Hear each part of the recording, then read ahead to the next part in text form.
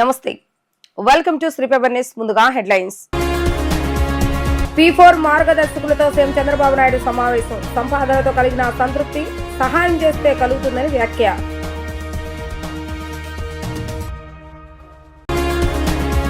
చేనేత కళ మన దేశ సంస్కృతి అన్న ఉప ముఖ్యమంత్రి పవన్ కళ్యాణ్. చేనేత కార్మికులకు ఆర్థిక భరోసా కల్పించేందుకు ట్రిప్ట్ ఫండ్ ఏర్పాటు చేస్తున్నట్లుగా వెల్లడి. ఇంద్రకీలాద్రిపై ఘనంగా శ్రావణ మాస వేడుకలు. భక్తులతో కిటకిటలాడిన ఇంద్రకీలాద్రి. సంపాదనతో కలగని సంతృప్తి సహాయం చేస్తే కలుగుతుందని ముఖ్యమంత్రి నారా చంద్రబాబు నాయుడు అన్నారు. ప్రభుత్వం ప్రతిష్టాత్మకంగా చేపట్టిన ఈ కార్యక్రమంలో మార్గదర్శకులుగా ఉండాలని వారిని కోరారు. P4 గురించి తలుచుకున్న ప్రతిసారి కొత్త ఉత్సాహం వస్తుందని ఆయన స్పష్టం చేశారు. విజయవాడలోని ఓ ప్రైవేటు హోటల్లో P4 పై జరిగిన కార్యక్రమంలో వివిధ ప్రాంతాల నుంచి వచ్చిన పారిశ్రామికవేత్తలతో సమావేశమయ్యారు. ప్రజల భాగస్వామ్యంతోనే ఏ కార్యక్రమాన్నైనా విజయవంతం చేయగలమని అన్నారు. నాది సుదీర్ఘ రాజకీయ జీవితం. ఉమ్మడి రాష్ట్రంలో విభజిత ఆంధ్రలో జాతీయ స్థాయి రాజకీయాలు చాలా క్రియాశీలకంగా పనిచేస్తానని గుర్తు చేశారు. ఎన్నో సంస్కరణలు తెచ్చాను, కానీ ఎప్పుడు కలగని తృప్తి P4 ద్వారా కలుగుతుంది. సంస్కరణ వల్ల సమాజంలో చాలా మార్పు వచ్చిందని తెలిపారు. ఒకప్పుడు 100 కోట్ల పెట్టుబడులు పెడితే అవే అతిపెద్ద ప్రాజెక్టులుగా ఉండేవి, కానీ ఇప్పుడు లక్షల కోట్ల ప్రాజెక్టులు వస్తున్నాయి. ఆర్థిక సంస్కరణ వల్లే ఇది సాధ్యమైంది. నాతో సహా ఈ సమావేశంలో ఉన్న చాలా మంది సాధారణ మధ్యతరగతి కుటుంబాల నుంచి వచ్చిన వారమే. నాడు సమాజం నుంచి ఎంతో సహకారాన్ని తీసుకొని ఉన్నత స్థితికి చేరామని అన్నారు. చేనేత రంగానికి అండగా నిలుస్తూ పలు కీలక నిర్ణయాలు తీసుకున్నట్లుగా ఉప ముఖ్యమంత్రి పవన్ కళ్యాణ్ వెల్లడించారు. ఇందులో భాగంగా చేనేత మగ్గాలకు 200 యూనిట్లు, మరమగ్గాలకు 500 యూనిట్ల వరకు ఉచిత విద్యుత్ అందజేస్తున్నట్లుగా ఆయన ప్రకటించారు. జాతీయ చేనేత దినోత్సవం సందర్భంగా పవన్ కళ్యాణ్ స్పందిస్తూ చేనేత కళ మన దేశ సంస్కృతికి, స్వతంత్ర స్ఫూర్తికి ప్రతీక అని కొనియాడారు. ముఖ్యమంత్రి నారా చంద్రబాబు నాయుడు నేతృత్వంలో జరిగిన కేబినెట్ సమావేశంలో చేనేత రంగానికి లబ్ధి చేకూర్చేలా ఈ నిర్ణయాలు తీసుకున్నట్లుగా తెలిపారు. ఉచిత విద్యుత్ పథకంతో పాటు చేనేత సొసైటీల నుంచి ఆప్కో కొనుగోలు చేసే వస్త్రాలపై 5% GST రాయితీ ఇవ్వాలని కూడా ప్రభుత్వం నిర్ణయించిందని వివరించారు. దీనితో పాటు కార్మికులకు ఆర్థిక భరోసా కల్పించేందుకు థ్రిఫ్ట్ ఫండ్ ఏర్పాటు చేయనున్నట్లుగా స్పష్టం చేశారు. ఇంద్రకీలాద్రిపై నేటి నుండి ఆగస్టు 10వ తేదీ వరకు పవిత్రోత్సవాలు జరగనున్నాయి. నేడు వరలక్ష్మి వ్రతం, ఆగస్టు 22న సామూహిక వరలక్ష్మి వ్రతం జరుపుతామని చెప్పారు. ఆగస్టు 16వ తేదీన శ్రీకృష్ణ జన్మాష్టమి వేడుకలను కూడా ఆలయంలో వైభవంగా నిర్వహిస్తున్నామని అన్నారు. ఆగస్టు 8 నుంచి 10వ తేదీ వరకు జరిగే పవిత్రోత్సవాల సందర్భంగా ఆలయంలో ప్రత్యేక పూజలు నిర్వహిస్తున్నారు. శ్రావణ మాసం 2వ వారం ఆగస్టు 8వ తేదీన వరలక్ష్మి వ్రతం వేడుకలు జరుగుతున్నాయి. కనకదుర్గ అమ్మవారిని వరలక్ష్మి రూపంలో ప్రత్యేకంగా అలంకరించి గర్భగుడిలో ఏకాంతంగా వరలక్ష్మి వ్రతం నిర్వహిస్తారు. దాదాపు 40,000 మంది భక్తులు దర్శనం కోసం వస్తారని ఆలయ అధికారులు అంచనా వేశారు. పవిత్రోత్సవాలు జరిగే 3 రోజులు శ్రీ దుర్గా మల్లేశ్వర స్వామి వార్లకు నిర్వహించే అన్ని ప్రత్యక్ష పరోక్ష సేవలను నిలిపివేశారు. అయితే 11వ తేదీ నుంచి యథావిధిగా అన్ని ఆర్జిత సేవలు కొనసాగుతాయి. నేడు ఆలయ పూజా అధికారులు వరలక్ష్మి వ్రతం ఏకాంతంగా నిర్వహిస్తుండగా మహిళా భక్తులు ఈ పవిత్ర ఆచారంలో పాల్గొనడానికి వీలుగా ఆగస్టు 22వ తేదీన శ్రావణం 5వ శుక్రవారం శ్రీ మల్లికార్జున మహామండపం 6వ అంతస్తులో సామూహిక వరలక్ష్మి వ్రతాన్ని నిర్వహిస్తున్నామని అన్నారు.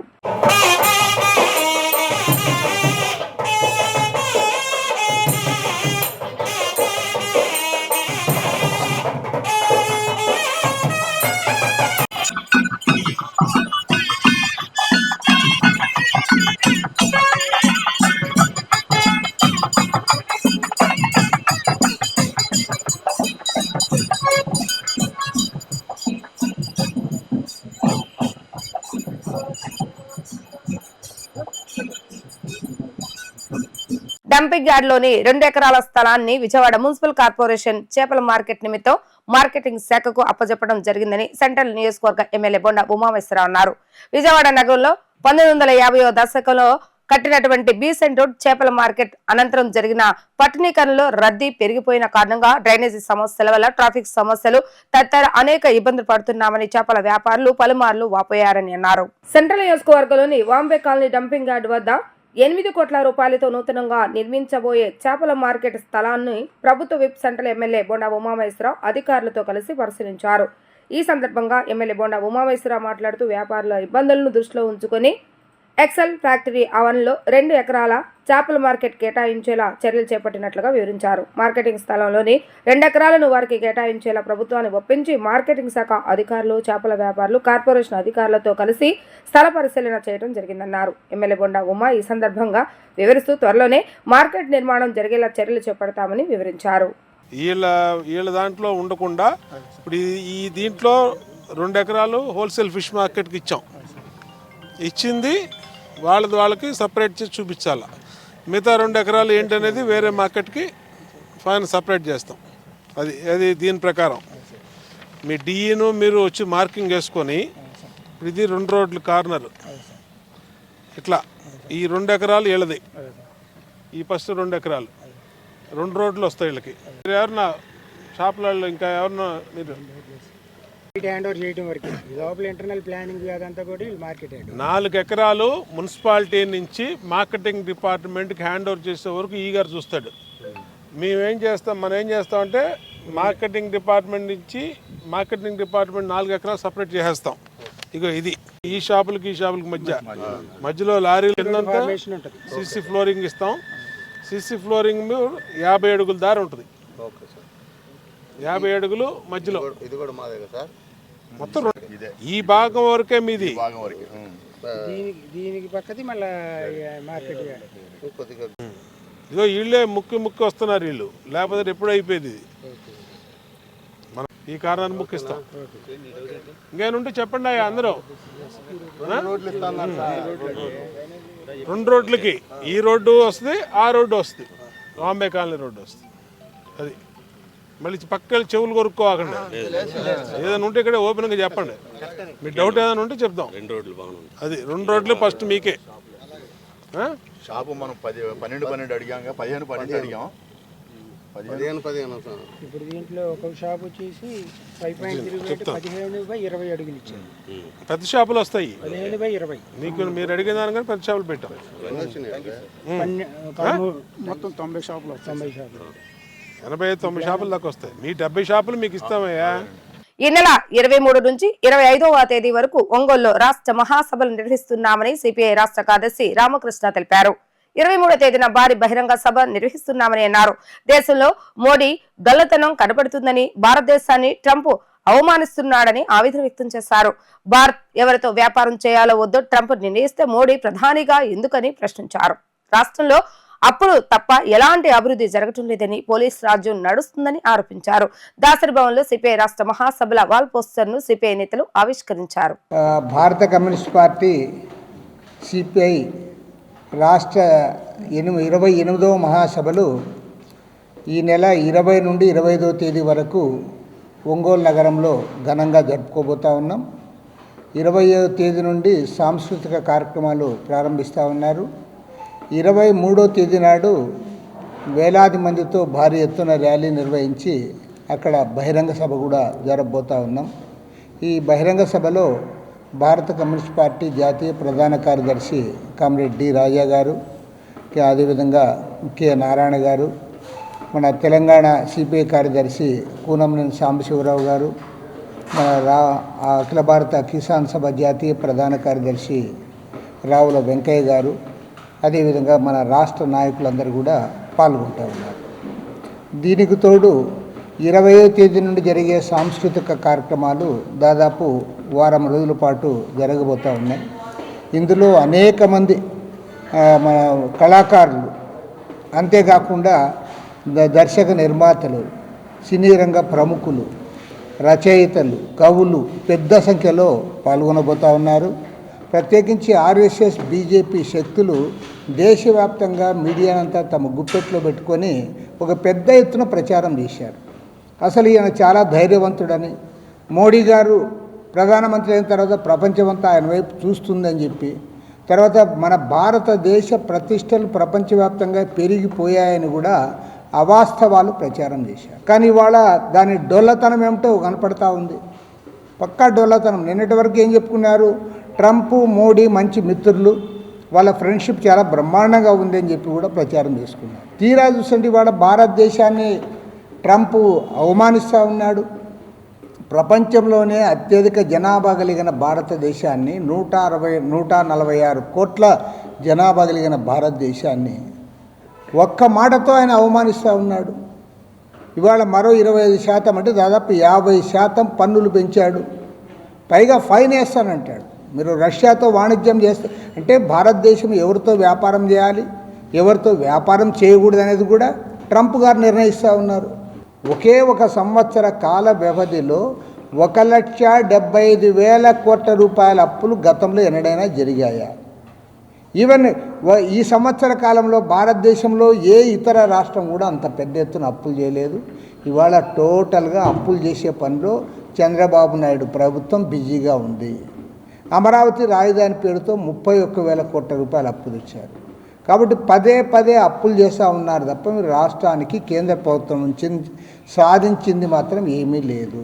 ఇళ్ల పైకప్పులపై సౌర పలకలు ఏర్పాటు చేసుకుని సౌర విద్యుత్ పొందడానికి ప్రధానమంత్రి సూర్యఘర్ యోజన పథకాన్ని ప్రతి ఒక్కరూ వినియోగించుకునేలా ప్రజలకు అవగాహన కల్పించాలని ప్రభుత్వ విప్ సెంటర్ల శాసనసభ్యులు బొండా ఉమామేశ్వరరావు అన్నారు.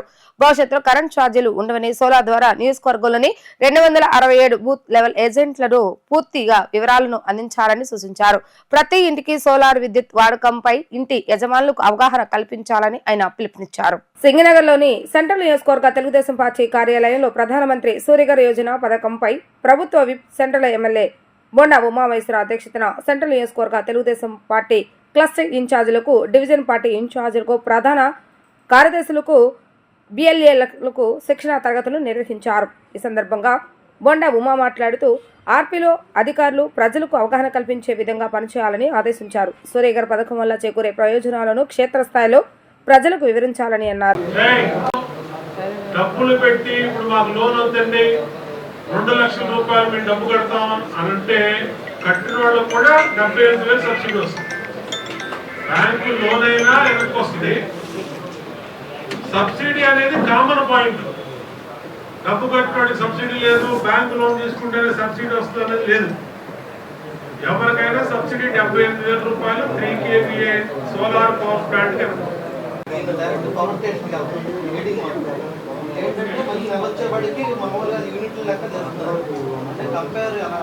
కరెంటు బిల్లు ఎలా వస్తాడు రేపొద్దున? నువ్వు సోలార్ పవర్ ప్లాంట్ లో 400 యూనిట్లు తయారు చేసావు, 300 యూనిట్లు కరెంటు కాల్చావు, 100 యూనిట్లు నీ డబ్బులు వెనక్కి వస్తుంది. ముందు రెండో ఆప్షన్, 400 యూనిట్లు నువ్వు తయారు చేసావు, 500 యూనిట్లు నువ్వు పవర్ కాల్చావు, మిగతా 100 యూనిట్లకి నీకు బిల్లు జనరేట్ అవుతుంది. కాబట్టి డీటెయిల్స్ దాంట్లో వచ్చేస్తాయి.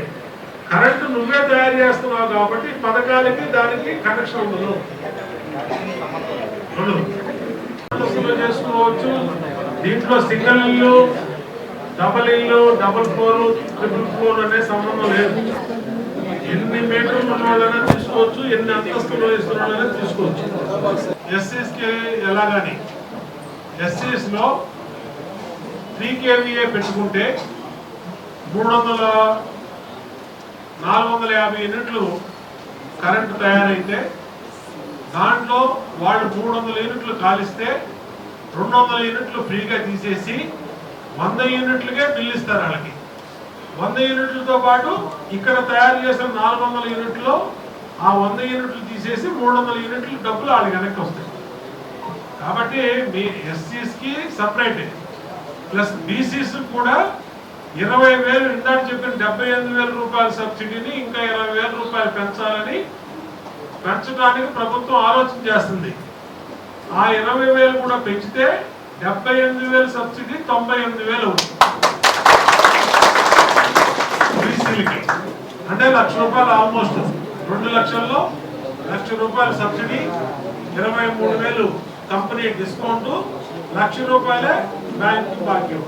పోరాట యోధుడు, ప్రముఖ కాంగ్రెస్ నాయకుడు, మాజీ కేంద్ర మంత్రి స్వర్గీయ శివశంకర్ 96వ జయంతిని ఆగస్టు 10వ తేదీన విజయవాడ ప్రెస్ క్లబ్ లో ఘనంగా నిర్వహిస్తున్నట్లుగా కొలనుకొండ శివాజీ తెలిపారు. శివశంకర్ జీవితం, వ్యక్తిగతం ప్రతి ఒక్కరికి తెలిసి ఉండాలన్న ఉద్దేశంతో ఆయన స్ఫూర్తిదాయక జీవితాన్ని అందరికీ చేరవేయాలన్న ఉద్దేశంతోనే ఈ జయంతి వేడుకలను నిర్వహిస్తున్నామని వారు పేర్కొన్నారు. గాంధీనగర్ ప్రెస్ క్లబ్ లో నిర్వహించిన విలేకరుల సమావేశంలో కొలనుకొండ శివాజీ మాట్లాడుతూ ఆదర్శ నేతగా, ప్రజా సేవకు అంకితమైన వ్యక్తిగా, స్వయం కృషితో రాజకీయాల్లో కీలక స్థానం ఏర్పరచుకున్న నేతగా, యువతకు ప్రేరణగా శివశంకర్ నిలిచారని ఈ సందర్భంగా తెలిపారు. శివశంకర్ గారి జీవితం, వ్యక్తిత్వం ప్రతి ఒక్కరికి తెలిసి ఉండాలని, ఆయన స్ఫూర్తిదాయక జీవితాన్ని అందరికీ చేరవేయాలన్న ఉద్దేశంతో ఈ జయంతి వేడుకలు నిర్వహిస్తున్నామని పేర్కొన్నారు. ఈ కార్యక్రమంలో ప్రజలు, కాంగ్రెస్ పార్టీ నాయకులు, అభిమానులు పెద్ద సంఖ్యలో పాల్గొని విజయవంతం చేయాలని పిలుపునిచ్చారు. దివంగత మాజీ కేంద్ర మంత్రి వర్యులు స్వర్గీయ పి శివశంకర్ గారి 96వ జన్మదినోత్సవం విజయవాడలో చేయడానికి కాపు, బీసీ, ఎస్సీ, ఎస్టీ, మైనార్టీ వర్గాలకి సంబంధించిన అగ్రవర్ణాలకు సంబంధించిన కొంతమంది నేతలు కలిసి ఆలోచన చేసి ఈ నగరంలో చేయడానికి నిర్ణయించుకున్నాము. 10వ తారీఖు నాడు ఉదయం 10:30 గంటలకి గాంధీనగర్ ప్రెస్ క్లబ్ నందు శివశంకర్ గారి 96వ జయంతి వేడుకలు ఘనంగా నిర్వహిస్తూ ఉన్నాము.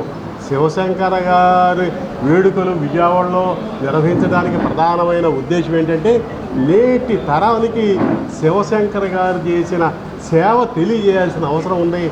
ఆదర్శవంతమైన నిరాడంబర పోరాట పటిమ కలిగిన నాయకులు సమాజాన్ని నుంచి తయారు చేసి ప్రజలకి సేవ చేయడం కోసం అందించే ఉద్దేశంతోనే మేము మా మిత్ర బృందం అందరం కూడా ఈ నిర్ణయం తీసుకున్నాం. శివశంకర్ గారి గురించి ప్రత్యేకంగా చెప్పాల్సిన అవసరం ఏమీ లేదు. 1952కు ముందు స్వాతంత్రోద్యమానికి ముందు పాకిస్తాను కరాచీ, పెషావర్ ప్రాంతాల్లో చదువుకొని అక్కడ రైల్వే స్టేషన్లో బూటు పాలిష్ చేసి స్వయం కృషి మీద 1952వ సంవత్సరంలో ఉస్మానియా యూనివర్సిటీ నుంచి లా డిగ్రీ తీసుకున్న తర్వాత 1953లో ఆయన న్యాయవాద వృత్తి ఎన్రోల్ అయిన తర్వాత నుంచి మొట్టమొదటిసారి పండిట్ జవహర్లాల్ నెహ్రూ దగ్గరికి భారతదేశంలో ఏ నాయకుడు ఎక్కడికి కూడా వెళ్ళి ఆయన్ని కలిసిన పాపాన లేదు. కానీ ఈయన వ్యయ ప్రయాసలు కోర్చి ప్రథమ ప్రధాని పండిట్ జవహర్లాల్ నెహ్రూ గారిని కలిసి భారతదేశంలో బీసీల ఆర్థిక, రాజకీయ, సాంఘిక స్థితిగతులు మెరుగుపరచడం కోసం ఒక కమిషన్ వేయండి అని చెప్పి నెహ్రూ గారి దృష్టికి వెళ్ళి ఆయన విజ్ఞప్తి చేస్తే ఆయన అచ్చరు చెంది మెచ్చుకొని నీకు మంచి భవిష్యత్తు ఉంటుంది అని చెప్పి ఈయన డిమాండ్ మేరకు, ఈయన అభ్యర్థన మేరకు బీసీల స్థితిగతులు మెరుగుపరచడం కోసం కాకా కాల్కేర్ కమిషన్ని, మొదట బీసీ కమిషన్ని వేయించే దానికోసంలో పి శివశంకర్ గారి పాత్ర గణనీయమైందని చెప్పి ఈ సందర్భంగా మనవి చేస్తున్నా. భక్తుల రద్దీని దృష్టిలో ఉంచుకుని ఎటువంటి అవాంఛనీయ సంఘటనలు జరగకుండా పటిష్టమైన భద్రతా ఏర్పాట్లు చేయాలని దుర్గగుడి అధికారులను ఎన్టీఆర్ జిల్లా కలెక్టర్ లక్ష్మీష ఆదేశించారు. ఆలయ పరిసరాలు, క్యూ లైన్లు, ప్రసాదం పంపిణీ ప్రాంతాల్లో పరిశుభ్రతకు ప్రాధాన్యతకు వారు ఇవ్వాలని సూచించారు. దసరా ఉత్సవాలకు సంబంధించి ఇంద్రకీలాద్రిపై ఏర్పాట్లను ఎన్టీఆర్ జిల్లా కలెక్టర్ లక్ష్మీష దుర్గగుడి ఈవోతో కలిసి పరిశీలించారు. దుర్గఘాట్ జాతీయ రహదారి ప్రాంతం, కనకదుర్గ నగర్ సైట్, మహామండపం ప్రాంతాలను ఆయన పరిశీలించారు. మహామండపం వద్ద ప్రసాదం క్యూ లైన్లను పరిశీలించి ప్రసాదాల నాణ్యత, పారిశుద్ధ విషయంలో జాగ్రత్తలు తీసుకుంటున్నారో లేదో తనిఖీ చేశారు. ప్రసాదం కౌంటర్లో విక్రయిస్తున్న కవర్లను పరిశీలించి బయోడిగ్రేడబుల్ కవర్లను విక్రయిస్తున్నందుకు సంతోషం వ్యక్తం చేశారు. ఆలయ పరిసరాలు, క్యూ లైన్లు, ప్రసాదం పంపిణీ ప్రాంతాల్లో పరిశుభ్రతకు ప్రాధాన్యత ఇవ్వాలని, చెత్తను ఎప్పటికప్పుడు తొలగించాలని సూచించారు. అత్యవసర పరిస్థితుల కోసం ప్రథమ చికిత్స కేంద్రాలను ఏర్పాటు చేయాలని, తగినంత వైద్య సిబ్బందిని అందుబాటులో ఉంచాలని ఆదేశించారు. దసరా పనులు వేగవంతం చేయాలని సూచించారు. వార్తలు ముగించే ముందు హెడ్లైన్స్ మరొకసారి. P4 మార్గదర్శకులతో సీఎం చంద్రబాబు నాయుడు సమావేశం. సంపాదనతో కలిగిన సంతృప్తి సహాయం చేస్తే కలుగుతుందని వ్యాఖ్య.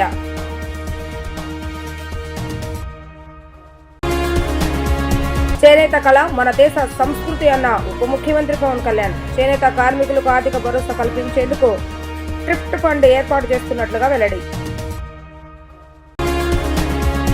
ఇంద్రకీలాద్రిపై ఘనంగా శ్రావణ మాస వేడుకలు. భక్తులతో కిటకిటలాడిన ఇంద్రకీలాద్రి. ఇవి ఈ రోజు వార్తా విశేషాలు. మరలా తిరిగి ప్రసారమయ్యే వార్తలు మళ్ళీ కలుద్దాం. అంతవరకు సెలవు. నమస్కారం.